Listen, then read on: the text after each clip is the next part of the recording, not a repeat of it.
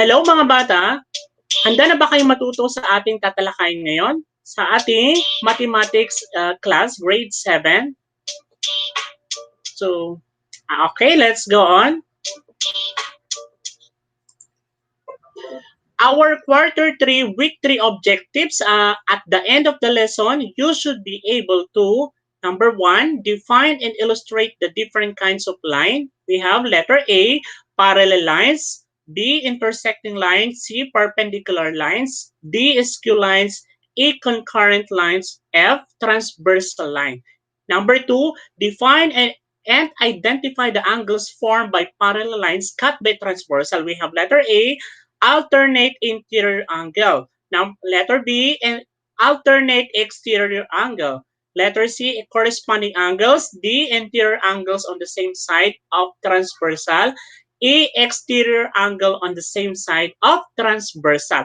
Ito yung kailangan nating ma-master or matutunan ngayong week na to. So, are you ready? Grade 7? Okay, so let's proceed.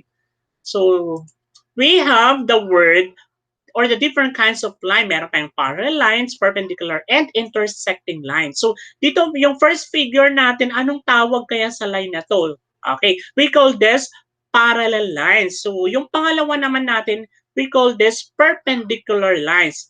Next, we call this, yung last ay, ano kayang tawag natin dyan? Intersecting lines. So, with that, ano yung definition or ibig sabihin ng parallel lines? So pag sinabi natin parallel lines, two lines is remain the same distance apart at all times and never intersect. Ibig sabihin, ang parallel lines hindi pwedeng magdikit sila. So same distance dapat sila. Kaya yun ang ibig sabihin. Next, we call this perpendicular lines. Ano naman ang ibig sabihin? That is, two lines that intersect and form a right angle. Ibig sabihin, ito yung lines kung saan nag-intersect sila or nag-cross sila tapos meron na buong right angle. That is perpendicular. Next, we also have intersecting lines. Ito naman, intersecting lines meet or cross each other. Nag-intersect lang sila, no? So, meron silang point of intersection. Ito yung example natin. Sa symbol ng parallel lines, paano natin i-represent kaya ito? So, makinig mabuti mga bata. So, we can read this, line AB is parallel to line CD. Ito yung symbol niya, yung parang patayo siya na L, dalawa, kasi parallel. Okay, sa perpendicular lang naman, we read this, line PQ is perpendicular to line MN. Ito yung figure natin, or the symbol. Okay, next, intersecting line, simply as, line ST intersect UV or line UV. Okay, kung mapapansin natin yung kaibahan ng perpendicular line, nag-intersect sila, pero mayroong nabuong right angle. Dito naman sa intersecting line, nag-intersect lang sila na wala namang na-form na right angle. So, yun ang pagkakaiba nila. Take note of that. Okay, with that, we also have the word skew lines. So, dito maraming nalilito. Ano ang ibig sabihin ng skew lines? So, skew lines are non-coplanar lines that do not intersect and are not parallel. Ibig sabihin nito, wala sila sa isang plane dapat. And do not intersect. Ibig sabihin, hindi sila nag-dikit or nag-intersect. And they are also not parallel. So, kailangan masatisfy niya lahat to para masabing skew lines ang ibibigay natin example. Okay, with that, meron tayong example. This is a box or this is a shape of box, no? And then, example natin of skew lines, we have line segment or segment GF and line segment HC or AB, segment AB are skew lines. Okay, bakit kaya siya skew lines? Kung babalikan natin yung definition, no, yung GF, yung segment na to, so kung babalikan natin, titingin tayo ng segment na wala dito sa kanyang plane. Kasi ang plane nito, itong part na to, tsaka to. Ibig sabihin, kung ito ay naka-vertical, tingin tayo na wala doon sa plane niya, pero naka-horizontal, nakapahiga. So, ang possible ay yung segment HC, tsaka yung segment AB. Hindi pwede dito kasi nga nasa plane niya ito. Ibig sabihin, hindi ka pwedeng kumuha dito sa part na to. Okay, tandaan natin yung definition kasi nga, do not intersect, dapat hindi siya madikit at hindi rin siya parallel. Okay, at hindi siya kabilang do sa planar niya or plane niya. Okay, next, number 2, segment FE. Okay, sino kaya yung pwede nating i-partner na kanyang skew line? So, i-highlight natin yung FE. Okay, ibig sabihin nito, ang magiging skew lines niya ay vertical kasi horizontal to. The possible would be segment AH and segment BC. Okay, kasi eto 'di ba, hindi siya nakadikit, hindi siya naka-intersect, tsaka wala rin doon sa plane nito. And hindi rin siya na parallel. Take note of that, kailangan masatisfy yung definition ng skew lines. And with that, segment FE and AH or BC are skew lines. Next, we have segment AG. Okay, so tingin tayo, na-highlight natin. Saan ba si AG? Ito siya. Highlight natin. Ibig sabihin, kung ito ay horizontal, yung kanyang possible na magiging skew lines ay naka-vertical, nakapatayo. Okay, that is segment BE or segment BC. Kaya yan yung kanya magiging skew lines. Okay, because they are non-coplanar, do not intersect, and not parallel. So, kailangan masatisfy yung tatlo na yan. Okay, kaya ang sagot natin, segment AG and BE or BC are skew lines. Okay, next we have the word concurrent lines. Ano naman yung sabihin ng concurrent lines? So, ito naman, concurrent lines are the three or more lines that intersect at exactly one point. Ibig sabihin, maraming lines ito na nag-intersecting sila, pero meron lang silang common point kung saan nag-meet. Okay, example natin, ito yan. And you are going to observe the example. Line AG, line BF, and line DH. Highlight natin, no? Yan, yung AG or line AG, line BF, line DH. Saan sila nag-intersect? Yes, sa K. Kaya yan yung definition ng concurrent line because they intersect at exactly point K. Okay, next we also have the word transversal lines. Okay, ano naman ang ibig sabihin nito? So transversal line is a line that intersects two or more coplanar lines at different point. Tandaan natin yan. And example natin, meron tayong figure 1, figure 2, figure 3, and figure 4. So based on the definition, which among the figures has a transversal line? So sa tingin ninyo, the answer would be figure 1, figure 2, and 4 has a transversal line. Kasi kung babalikan natin yung definition, no? Okay, so, and while figure 3 has no transversal line because the third line did not intersect the two lines at different points. Okay, so ibig sabihin niyan, kung babalikan natin yung figure 3, hindi ito transversal kasi ito ang tawag dito ay concurrent line. So meron silang yung common point na nag-intersect. Okay, so with that, so kung babalikan natin, anong tawag sa lines na ito? Okay, this is parallel. What if meron akong nilagay na nag-cross dyan? Okay, ano na kaya ang tawag sa line na ito? Okay, we call this, let's say this is line line Q, intersection ng line R. Therefore, we call this a transversal line. So, kung babalik ka na, transversal is a line that intersect two or more coplanar lines at different points. Saan yung different points na yun? Ito yung dalawang ito, no? Okay, points, ito na in-intersect niya. Okay, with that, line R is the transversal because it intersect line P and line Q.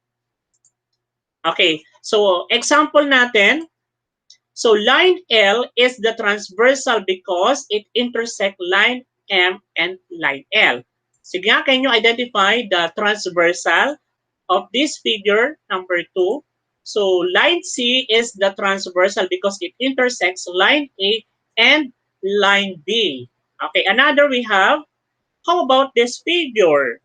Okay, no transversal show in the figure. Kasi kung babalikan natin, no, so eto meron siyang transversal line, okay, that intersect uh, two different points. Ito yung naka-highlight na yellow. Ito rin. Ito, hindi ito transversal. Kung babalikan natin, this is called concurrent lines. So, meron silang common point na nag-intersect. Kaya no transversal show in the figure. Okay, take note of that. Okay, next, kung babalikan natin, no, anong tawag sa object na ito? So, this is a gate. Okay, so para siyang bakod, no? Okay, so anong klaseng lines kaya meron dyan sa bakod na yan? Meron tayong parallel lines. Ayan, so yung naka-highlight na red, no? Okay, so eto, meron akong in-intersect na yung color blue. Ito yung salitang transversal line. Kung sa intersect niya yung parallel lines na to, yung red. Okay, so with that, there are how many angles formed? There are 8. So meron tayong 8 dyan. Yung 1, 2, 3, 4, 5, 6, 7, 8.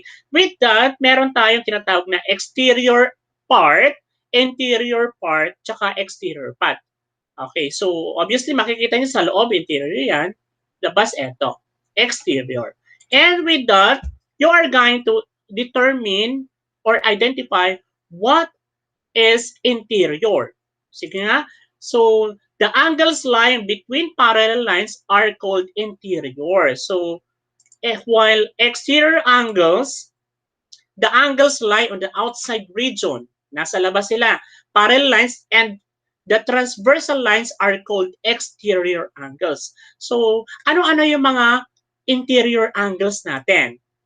These are angles 3, 4, 5, 6. Ito yon yung nasa loob. Titingnan lang tayo sa interior. Okay. Doon naman sa exterior angles, ano yung mga angles na meron tayo? So, these are angles 1, 2, 7, and 8. Titingnan naman ako sa exterior part. Ito yan, sa labas, di ba? And with that, the non-parallel lines that intersect the pair of parallel lines is called the transversal. So ulit-ulitin natin para matandaan natin. Angles are formed when the transversal line cuts the parallel lines. They can be grouped and be given a special name. Ano-ano kaya yung mga tawag nila? So meron tayong tinatawag na corresponding angles. Next, alternate interior angles, alternate exterior angles, same side interior angles, and same side exterior angles. So with that, meron tayong angle 1 and angle 5. So ito yung example natin na corresponding. Titignan natin yung ano no, ito yung angle 1 and angle 5. Same color sila, green. So observe ninyo bakit kaya sila corresponding. Another pair, we have angle 2 and angle 6 are also corresponding. Meron pa tayo angle 3 and angle 7. Next, we have angle 4 and angle 8. So there are 4 pairs of corresponding angles. So next, we have alternate interior angles. Titingnan lang ako sa loob. Pero naka-alternate sila or opposite. Take note of that. So we have angle 3 tsaka angle 6. Opposite sila. Kaya alternate sila. And we also have angle 4 and angle 5. Okay, alternate interior angles sila. Okay, next we have alternate exterior angles. We have angle 1 and angle 8. Titignan naman ako sa exterior part. Naka-alternate, naka-opposite sila. Kaya angle 1 and angle 8. Next, we have angle 2 tsaka angle 7. Opposite sila. Next, we have same side interior angle. Saan naman sila makikita? Sa interior angle sila, pero nasa isang side lang sila or nasa same side. Kaya we have angle 3 tsaka angle 5. Ito yon. So same side interior angles yan. Next, we have angle 4 and angle 6. Same side pa rin yan, interior angles. Dito naman sa same side exterior angles, we have angle 1 tsaka angle 2. Titignan naman ako sa exterior part. Next, we have angle 7 and angle 8. Okay, did you get the pattern or nakuha pa natin yung pattern natin? Okay, next we have use the figure below to determine the angles being asked. You have to know how to determine using this figure. Okay, so we have interior angles. There are 4. Okay, tingin lang tayo sa loob, no? Interior parts. So meron tayong angle 3, angle 7, angle 4, and angle 8. Ito yung part na yon. Sa exterior angles naman, sa labas naman ako titingin sa exterior parts. We have angle 1, angle 5, angle 2, and angle 6. Dito ako tumingin sa exterior part. Next, we have corresponding angles. So, meron tayong 4 pairs. Okay, we have angle 1 correspond to, or the corresponding is, angle is angle 8. Ito yan. Titingnan natin. We also have angle 5, tsaka angle 4. Ibig sabihin yung isa nasa labas, yung isa nasa loob. Kaya corresponding sila. Next, we have angle 3 and angle 6. Ito naman yung corresponding angles natin. Next pair, we have angle 7 and angle 2.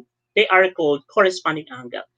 Next, we have alternate interior angles. Though there are 2 pairs. So, what are they? Angle 3 and angle 4. So, titingin tayo sa loob, sa interior. Kaya sila alternate. Yan yung opposite. Angle 3 and angle 4. Next, we have angle 7 and angle 8. They are also alternate interior angles. Next, we have alternate exterior angles. We have, sa labas naman tayo titingnan, or exterior part. Pero opposite sila. Kaya angle 1 tsaka angle 2. Next, angle 5 tsaka angle 6. Ito yan. Okay, next we have same side interior angles. Titingnan ako sa interior angles, pero nasa isang side lang sila. We have angle 3, ito yon. Tsaka yung nasa same side niya is angle 8.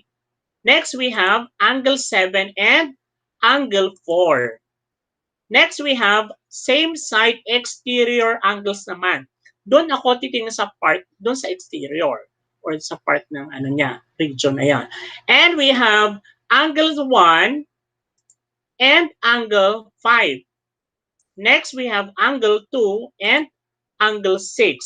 Okay, tanda natin yung mga angle pairs nito. Okay. Next, we have, you are going to determine what is the missing word. Okay, mamatch lang natin, no? Blank are 2 non-adjacent interior angles on opposite sides of the transversal. That is, alternate interior angles. Okay. Next, we have blank are 2 non-adjacent exterior angles on opposite sides of the transversal.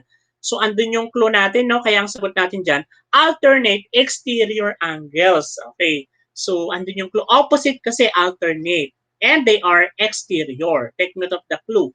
Next, we have number 3. Blank are 2 non-adjacent angles, 1 interior and 1 exterior on the same side of the transversal. That is corresponding angle. So, tandaan natin yung definition niya. Next, number 4, blank are 2 angles on the same side of the transversal are 2 non-adjacent interior angles. This is same side interior angles. Yun yung clue niya na same side na interior angle sila. And next, number 5, blank are 2 angles on the same side of the transversal are 2 non-adjacent exterior angles. That is same side exterior angles. So, yun yung clue natin, no? Exterior, tapos sila ay same side. Kaya same side exterior angles. Next, you are going to use the given figure to find the measure of the angles below. Given line M is parallel to line N. Okay, cut by transversal Z. Okay, with that, yung pinakamadaling technique natin dyan, mga bata, so, i-plot lang natin. Yung given natin dito is angle 8, the measure is 110 degrees. So, ilagay lang natin dito yung 110. Okay, titingin tayo ng relationship angles niya, no? Pwede natin tignan si angle 4. Si angle 4, they are related or they are corresponding angles. Yun yung relationship nila. Kaya lalagay mo 110 degrees din. Kung ito ay 110 degrees, si angle 4, si angle 2, yung sila ay vertical angles, meaning they are congruent. Kaya 110 degrees din. And then yung angle 2 tsaka angle 6, ano yung relationship nila? They are corresponding angles, kaya 110 degrees din. And then, next dyan ay, yung angle 3 tsaka angle 6, they are same side interior angles are supplementary. Kaya para makuha yung angle 3 mo, 180 minus 110, kaya 70 degrees yung angle 3 mo. And then, yung angle 3 tsaka angle 5, ano yung relationship nila? They are alternate interior angles, meaning they are congruent. Kung ito ay 70 degrees din si angle 5 mo. And then, tignan mo si angle 1 mo. Kung ito ay angle 5 ay 70 degrees, corresponding siya sa angle 1, kaya 70 degrees din siya. And tignan mo na wala na lang dyan si angle 7. They are alternate exterior angles. They are congruent. Kaya yan yung relationship nila. Kaya sulat mo, 70 degrees din. So, nakompleto na natin yung measure ng bawat angle. So, with that, pasasagutan mo na yung mga tanong dito or yung mga missing angle. We have 70 degrees, 110 degrees, 70, 110, 70, 110, and 70 degrees. So, given na kasi yung angle 8 natin. So, with that, if two parallel lines are cut by transversal, then ano yung conclusion natin dito? Ano yung na find out natin? So, corresponding angles are, tingin lang tayo ng isang corresponding angles dyan. They are congruent. Okay. Next, we have number 2. Alternate interior angles are, what did you notice? Okay. Tignan mo lang yung isang pair ng alternate interior angles dyan. They are congruent also. Next, number 3. Alternate exterior angles. Tingin ka lang dyan ng isang pair. They are also congruent. So, ito yung alternate exterior natin. Next, we have same side or interior angles on the same side of the transversal are, ano yung relationship nila ito? Same side interior angles to. They are supplementary kasi pag inad mo itong dalawang to, yung angle 4 and 5, they are supplementary, meaning 180 yung sum nila. Next, number 5, exterior angles on the same side of the transversal are, ano yung relationship nito? Tingin ka lang isang pair dyan, they are supplementary also. Kasi pag inad mo si angle 7 and 8 or angle 1 and 2, they are supplementary, meaning 180 yung sum nila. Okay, yan yung kailangan nyo matandaan. Ma-master natin yung kanilang properties. So, with that, we are going to apply. No, maraming application yan. Ito yung bahay natin na kinonstruct. So, with that, anong relationship ni angle 1 ni angle 2? Okay, so, they are same side interior angles are congruent. Kaya mahalaga natin malaman, no? Kasi malay natin magiging ano tayo, magko-construct tayo ng house in the future. And with that, another, we have this, yung bridge. Okay, so this is corresponding angles are congruent or equal. So ito yung corresponding angles niya, no? Okay, so with that, how about this? Road A and Road B. Okay, so ano yung relationship ni Road A at Road B? They are corresponding angles are congruent. So dapat ma-identify nyo kung ano yung kailangan nyo i-apply. Next, we have yung bintana naman, no? This is angle A and angle B. Ano yung relationship nila? They are alternate interior angles are congruent. There are many applications in real life. Okay, so with that, we are going to solve the problem number 1. Lines A and B are parallel, cut by transversal line C. So the given is if the measure of angle 1 equals 14x plus 2 and the measure of angle 4 equals 13x plus 9, then find the value of x and the measure of angle 1. So first, identify natin yung given. Ano ba yung given? Ito yon. So copy mo lang yung given, that is the measure of angle 1, small letter itong M na to. Measure, symbol niya. Measure of angle 1 equals 14x plus 2 and measure of angle 4 equals 13x plus 9. Kapag na-identify mo na anong properties kaya ang aking i-apply para masolve ko si x. Okay, solusyon natin. So, alternate interior angles are congruent. Kasi kung titignan mo sa drawing, no, yung angle 1 tsaka angle 4, ano yung relationship nila? Dapat magaling ka mag-observe. So, they are alternate interior angles. So, they are congruent. Kaya, with that, you can now write your equation. Kaya, the measure of angle 1 equals the measure of angle 4. So, isubstitute na natin yung given. 14x plus 2 equals 13x plus 9. Then, combining like terms, using the rule in linear equation, yung paano natin transpose. Combining, just simply transpose natin.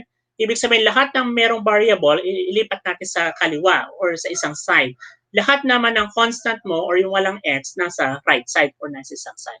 Then, you are going to combine 14x minus 13x, that is 1x na lang or simply x. Dito naman sa right side, 9 minus 2, that is 7. Kaya ang value ng x ay 7. And with that, you can now solve the angles or the measure of the angles. Okay, so i-check muna natin or find the measure of angle 1. 14x plus 2, i-substitute lang natin. To find the measure of angle 1, substitute natin yung x na 7. Kaya 14 times 7 plus 2. Kaya magiging 98 plus 2 na to. And the sum of this, the measure of angle 1 equals 100 degrees. Kaya pag nahanap na natin yung measure ng angle 1, ilalagay natin dyan. Pahanap mo na lahat yan. Paano natin mahanap? Using the concept or the properties of the different names that we discussed. So, kung ito ay angle 1, yung relationship na sa angle 2, they are corresponding. Kaya 100 degrees din to. And then, ang relationship ni angle 2 at angle 8, they are same side exterior angles are supplementary. Kaya 180 minus 100, kaya 80 degrees to. And then, ang relationship ni angle 8 at angle 7, they are corresponding angles are congruent. Kaya lalagay mo doon. And yung angle 7 and angle 5, ano yung relationship nila? They are vertical angles are congruent. Since this is angle 5, 80 degrees, corresponding to angle 6, kaya 80 degrees to, congruent sila. And with that, paano natin malalaman yung angle 4 tsaka angle 3? Okay, so para malaman natin yung angle 4, tignan lang natin yung angle 2. Kasi vertical angle sila, no? Tignan mo lang to, kaya 100 din siya. Since this is 100 degrees yung angle 4, corresponding to angle 3, kaya 100 degrees din siya. So with that, na-kompleto na natin. As you can see, nauulit lang yung numbers natin. Yung 100 degrees tsaka 80 degrees. Yun yung rule natin. If parallel lines cut by a transversal line.